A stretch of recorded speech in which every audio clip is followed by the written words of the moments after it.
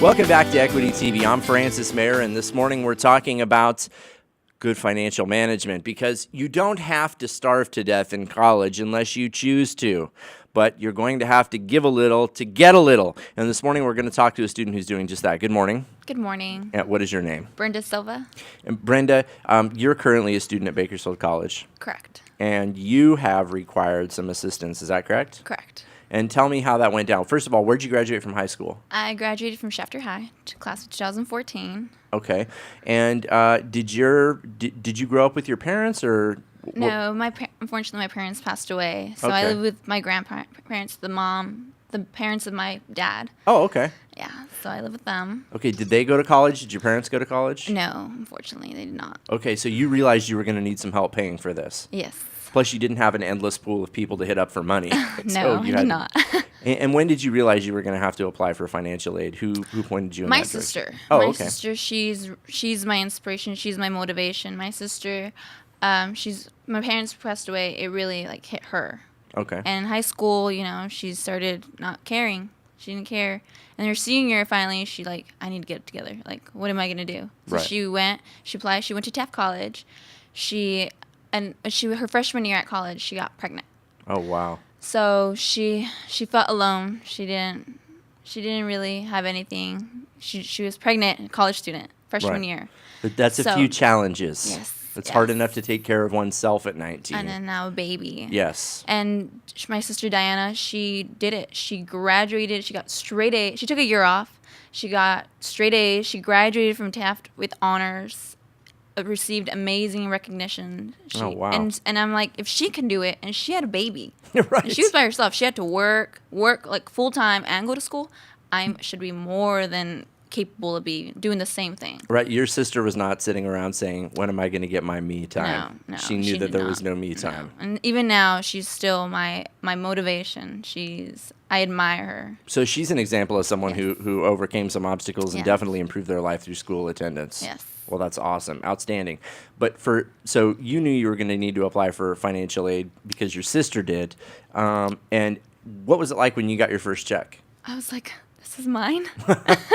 I was just like, this is a lot. I felt freshman year, I knew I books, I had to buy a $200 book, a $100 book, and I was like, And just to clarify for any high school students who are watching, you didn't pay $200 for books. You paid $200 for a book.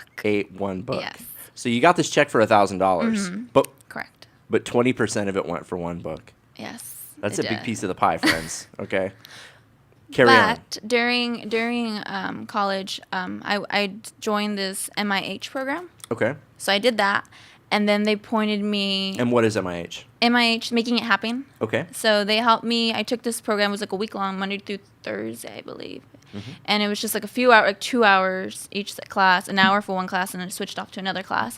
And then they helped us. I have basically I have this.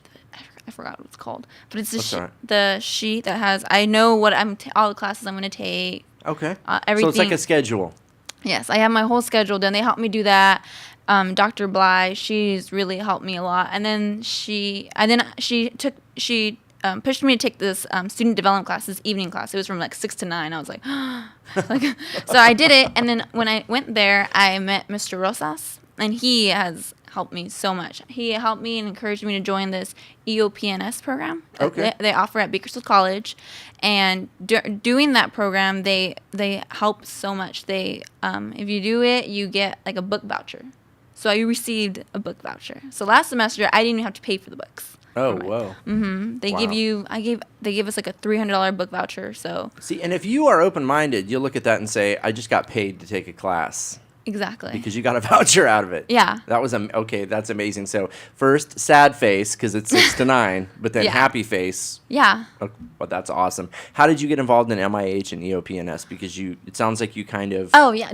In high fell into a school, cool groove. there was these students. There were student teachers, and they'd come to our school and they'd help us apply for college, and they're from CSUB. And then one of them, she's the one encouraging the students coming up.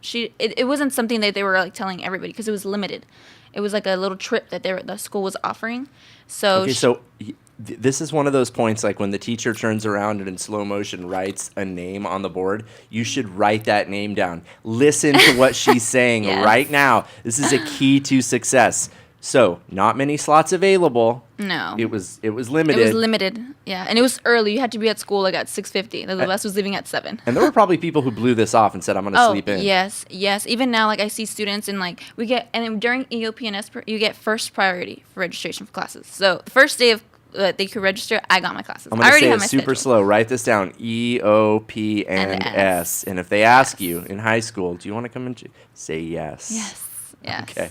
And how did they ask you? Did they say, do you want to come up to BC to learn about EOP&S or? It was the MIH program. Oh, okay. Yeah. Sorry, MIH. Yeah. That's the first key. That was the Yeah. trigger to the rest of the services that you got. And then you do that, and then like a lot of kids didn't want I don't want to go. I have to be at 7. I have to be at school at 7. Like I don't even want to school at 8.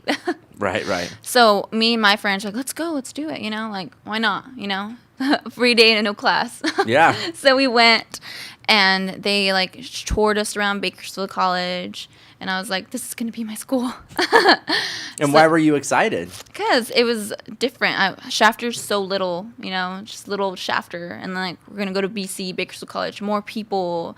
I'm so stuck. I have during school I feel like I have no life. I have work and school, but it's good because last semester I got a 4.0 GPA. Oh, congratulations! Thank That's you. outstanding. Got a dean. I was on the dean's list. I was just so happy. My family is so proud of me, and I want to keep doing that. Like I want to, like my sister, like I keep thinking back to Diana. If she can do it, I can do it. I Yes. should be more than capable of being able to do it. I have support of her, my family, teachers, my counselors, like Dr. Bly, she was my teacher for the MIH during the 1 week. I went to visit her the other day, and she was telling me that she needs students. Like she offered me a job to help show students what she was showing me during the summer. So you're going to get paid to do this? Yes. Okay, part of it, now there's a lot of benefits available, and that's one thing that we're gleaning there from our is. conversation with you. But also, I can't give you enough credit for saying yes every step of the way, because you could have said, no, I'm going to sleep in. No, I'd rather hang out and play Medal of Honor this weekend, or whatever it is the young folks are doing these days. But you didn't. You said, I'm going to do this, Yes. and it's going to pay off dividends down the road. Yes. And let's talk about that for a minute. What lies down the road for you? What is your ultimate career goal? I want to do something with law. I've always wanted to do something with the law. Something about it. It's just, my parents passed away. We were like always seeing different lawyers and stuff. So I was like, I want to do something like that. They helped us. They helped us so much. I'm like, I want to do something like that. So I want to work like in the courthouse or something like that. I really want to go. My dream is to transfer to San Diego State. That's where I really want to go. So And do you want to become a lawyer? Do you want to go to law school after that? Or I'm still unsure about that. So much school. yeah, right. But if it's if it's God's will, then it will happen. Awesome. Very good. Well, you're definitely headed to success, and I will not be surprised at all when I read online that you're headed off to San Diego State. I have no doubt that you'll be a successful transfer. We have a very fun president. It's not the BC President blog isn't exactly what you would expect, and sometimes when you're reading it, you forget that she's the top administrator on our campus. She's a fun person. She gets out to a lot of events.